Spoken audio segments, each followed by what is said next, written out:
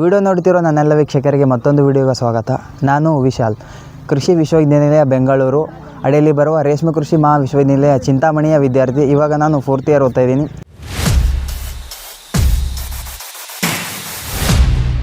ನಾವು ರಾವೆ ವಿಲೇಜಿಗೆ ಬಂದಾಗ ಮೊದಲನೇದಾಗಿ ಮಾಡಬೇಕಾಗಿದೆ ಏನಪ್ಪ ಅಂದರೆ ಸಾಯಿಲ್ ಸ್ಯಾಂಪ್ಲಿಂಗ್, ಮಣ್ಣಿನ ಪರೀಕ್ಷೆ. ಈ ಒಂದು ವಿಡಿಯೋದಲ್ಲಿ ಏನು ನೋಡೋಣಪ್ಪ ಅಂದರೆ ಮಣ್ಣಿನ ಪರೀಕ್ಷೆ ಯಾವ ಥರ ಮಾಡೋಣ, ಅದೇ ರೀತಿಯಾಗಿ ಮಣ್ಣಿನ ಪರೀಕ್ಷೆ ಯಾವ್ಯಾವ ಒಂದು ಪ್ಲೇಸಲ್ಲಿ ಮಾಡಬೇಕು, ಒಂದು ಫೀಲ್ಡಲ್ಲಿ ಯಾವ್ಯಾವ ಒಂದು ಪ್ಲೇಸಲ್ಲಿ ಮಾಡಬಾರ್ದು ಅಂತಕ್ಕಂಥದ್ದು ಒಂದು ವಿಡಿಯೋದಲ್ಲಿ ಸಂಪೂರ್ಣವಾಗಿ ಮಾಹಿತಿ ನಿಮಗೆ ಕೊಡ್ತೀನಿ. ಬನ್ನಿ ಹಾಗಾದರೆ ಬರ್ರಿ ಸಾಯಿಲ್ ಸ್ಯಾಂಪ್ಲಿಂಗ್ ಯಾವ ಥರ ಮಾಡೋದಂತ ಹೇಳ್ಕೊಡ್ತೀನಿ ಬರ್ರಿ.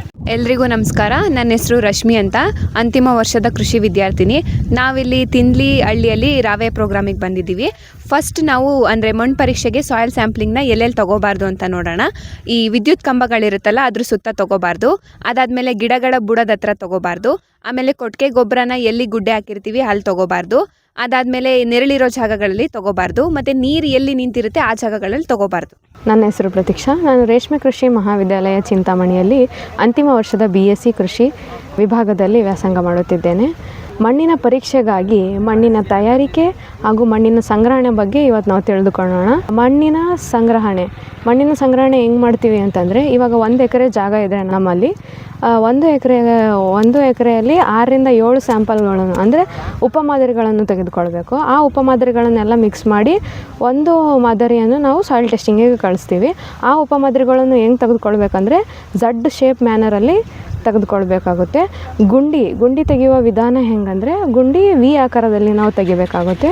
V ಆಕಾರದಲ್ಲಿ ತೆಗೆದಿರುವ ಗುಂಡಿಯಲ್ಲಿ ಏನು ಸೈಡ್ ಪಾರ್ಟ್ ಇರುತ್ತಲ್ಲ, ಈ ಆಕಾರದಲ್ಲಿ ಅಲ್ಲಿಂದ 1 to 2 ಸೆಂಟಿಮೀಟರ್ ಅಷ್ಟು ಡೆಪ್ತಲ್ಲಿ ಮಣ್ಣನ್ನು ತಗೊಂಡು ನಾವು ಕಲೆಕ್ಷನ್ ಮಾಡಬೇಕಾಗುತ್ತೆ.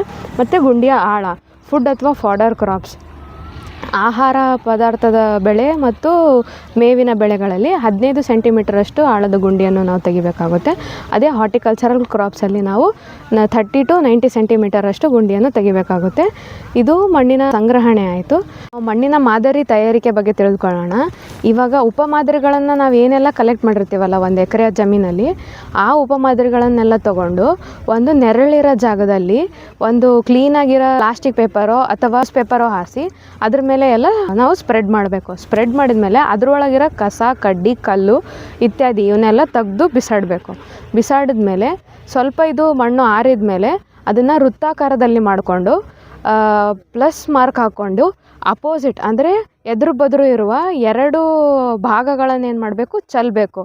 ಮತ್ತು ಚೆಲ್ಲಿದ ಮೇಲೆ ಇನ್ನೂ 2 ಭಾಗಗಳು ಉಳಿದಿರ್ತವೆ. ಆ 2 ಭಾಗಗಳನ್ನು ನಾವು ನೀಟಾಗಿ ಮಿಕ್ಸ್ ಮಾಡ್ಕೋಬೇಕು. ಮತ್ತು ಈ ಬಂದಿರೋ ಒಂದು ಮಣ್ಣನ್ನು ಮತ್ತು ಅದೇ ಪ್ಲಸ್ ಮಾರ್ಕ್ ಥರ ಮಾಡಿಕೊಂಡು ಮತ್ತೆ ಬಂದಿರೋ ಎದುರು ಬದುರು ಭಾಗಗಳನ್ನ ಚೆಲ್ಲಿ ಮತ್ತು ಈ ಇನ್ನು ಉಳಿದಿರೋ ಎದುರು ಬದುರು ಭಾಗಗಳನ್ನು ಮಿಕ್ಸ್ ಮಾಡ್ಕೋಬೇಕು. ಈ ಥರ ನಾವು ನಮಗೆ ಮಣ್ಣು 500 ಗ್ರಾಮ್ ಸಿಗೋವರೆಗೂ ಮಾಡ್ತಾ ಹೋಗಬೇಕು. 500 ಗ್ರಾಮ್ ಸಿಕ್ಕ ಮೇಲೆ ಈ ಮಣ್ಣಿಗೆ ಲೇಬಲಿಂಗ್ ಮಾಡಿ, ಪ್ಯಾಕೇಜಿಂಗ್ ಮಾಡಿ ಸಾಯಿಲ್ ಟೆಸ್ಟಿಂಗ್ ಲ್ಯಾಬ್ರೇಟ್ರಿ ಕಳಿಸ್ಬೇಕು. ಸಾಯಿಲ್ ಸ್ಯಾಂಪ್ಲಿಂಗ್ ಕಳಿಸ್ಬೇಕಾದ್ರೆ ಅದ್ರ ಜೊತೆ ಡೀಟೇಲ್ಸ್ ಏನು ಕಲೆಕ್ಟ್ ಮಾಡಬೇಕು ಅನ್ನೋದು ನಾನು ಇವಾಗ ಹೇಳ್ತೀನಿ. ಇವಾಗ ರೈತನ ಹೆಸರು, ರೈತನ ಊರು, ಆತನ ಜಾಗದ ಸರ್ವೆ ನಂಬರು, ಹಿಂದೆ ಬೆಳೆದಿರೋಂಥ ಬೆಳೆಗಳದ್ದು ವಿವರ, ಮುಂದೆ ಬೆಳಿಬೇಕಾಗಿರೋ ಬೆಳೆಗಳ ವಿವರ, ಮತ್ತು ಕೊಟ್ಟರೆ ಆಧಾರ್ ಕಾರ್ಡು ಇತ್ಯಾದಿಗಳನ್ನು ನಾವು ಕಲೆಕ್ಟ್ ಮಾಡಬೇಕು.